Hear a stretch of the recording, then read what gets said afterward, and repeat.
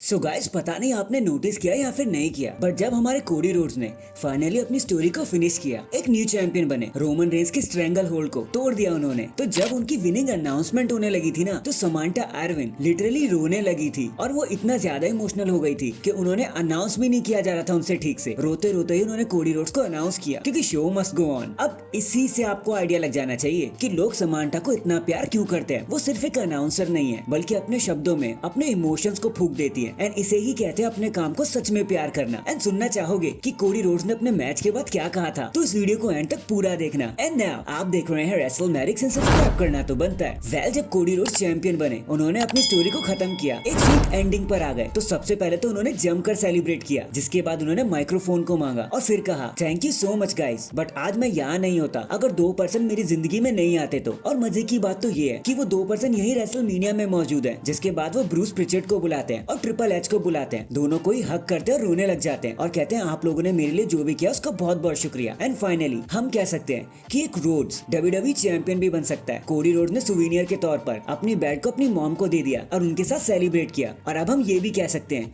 कि एक road WrestleMania को मेन इवेंट भी कर सकता है, वो भी multiple times. #Respect and congratulations Cody Rhodes. इसके बाद आप में से बहुत से लोग पूछ रहे थे कि जिस बंदे ने रेसलमेनिया में रेंडी ऑर्टन से टेबल पर आरकेओ खाया था, वो पर्सन कौन था। वेल, पहले तो मुझे लगा वो KSI थे, एंड मैंने अपने रेसलमेनिया एक्सप्लेनेशन वाली वीडियो में उन्हें KSI बोल भी दिया था। तो चलो अब मैं उस गलती को करेक्ट कर देता हूँ। एक्चुअली में असल में वो पर्सन है डैरेन जेसन, जिनको आप आई शो स्पीड के नाम से भी जानते होंगे। वो एक यूट्यूबर है, एक अच्छे खासे रैपर है, अभी सिर्फ 20 साल के हैं। And he is famous for his barking, जो उन्होंने रेंडी ऑर्टन के साथ भी करी जब वो उन्हें आरकेओ दे रहे थे। बट फायदा कुछ नहीं हुआ, क्योंकि आप आरकेओ से नहीं बच सकते, क्योंकि #RKO out of nowhere, फिर चाहे आपका नेम स्पीडी क्यों ना हो। नेक्स्ट रेसलमेनिया नाइट 1 के बाद जब सैमी ज़ेन इंटरकॉन्टिनेंटल चैंपियन बन गए, तो ट्रिपल एच ने उनके बारे में इतनी खास बात कह दी कि सैमी ज़ेन की तो अब तक जिंदगी बन गई होगी। उन्होंने कहा कि यार देखो, सैमी ज़ेन मुझे मेरे पार्टनर शॉन माइकल्स की तरह लगते हैं। दोनों में सेम ही एबिलिटीज है, और जिस तरह से सैमी ज़ेन अपनी बॉडी को यूज करते हैं लोगों के इमोशंस बाहर निकालने के लिए, सेम वैसा ही मेरे पार्टनर शॉन माइकल किया करते थे। एकदम काबिली तारीफ है वो। मैच को लड़ना सब कुछ नहीं होता यार। अगर मैच में सिर्फ मूव्स और फाइनल फिनिशर्स ही होंगे तो मैच बस एक गेम जैसा लगेगा। इसलिए उसे मीनिंगफुल बनाने के लिए उसमें इमोशंस एंड सेलिंग डालना बहुत ज्यादा इंपॉर्टेंट होता है। एंड इसी काम को करने में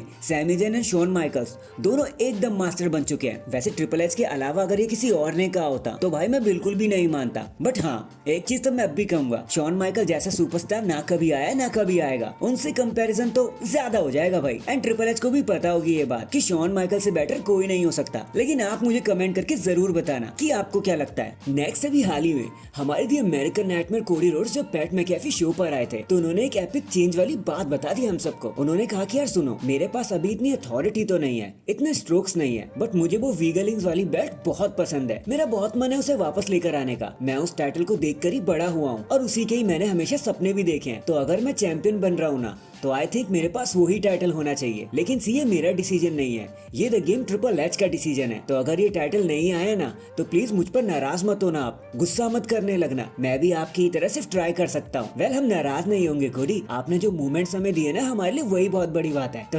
#respect Cody Rhodes. And in the and जब ट्रिपल एच से पूछा गया कि रोमन रेंस की स्टोरी भी तो कोडी रोड्स के साथ ही एंड होनी है, तो आगे उनके लिए क्या बचा है, या फिर वो यूं ही गायब हो जाएंगे, एक ब्रेक ले लेंगे। तो ट्रिपल एच ने स्ट्रांगली कहा कि देखो, थोड़ा इंतजार कर लो, अभी तो कुछ देखा ही नहीं है आप लोगों ने। एंड अब जिस स्टोरी पर रोमन रेंस काम करने वाले हैं ना, आप सबका दिमाग फाड़ने के लिए वो स्टोरी ही काफी होगी। भाई साहब, ये बोलकर तो ट्रिपल एच ने हम सभी को डरा दिया। मतलब इससे भी बेटर स्टोरी लाइन रखी हुई है रोमन रेंस के लिए। भाई ये तो हमने भी एक्सपेक्ट नहीं किया होगा। So that is it guys. अभी के लिए तो बस इतना ही। आप मुझे बताना, हमारे ट्राइबल चीफ को अब आगे क्या करना चाहिए। एक छोटा सा ब्रेक ले लेना चाहिए, या फिर तुरंत कोडी रोड्स को चैलेंज कर देना चाहिए अपने टाइटल के लिए। कमेंट करके जरूर बताना। एंड चैनल पर नया है तो चैनल को जल्दी से लाइक एंड सब्सक्राइब कर दो। बाकी मैं मिलता हूँ आपसे किसी और अपडेट के साथ। तब तक के लिए अपना ख्याल रखें और खुश रहें।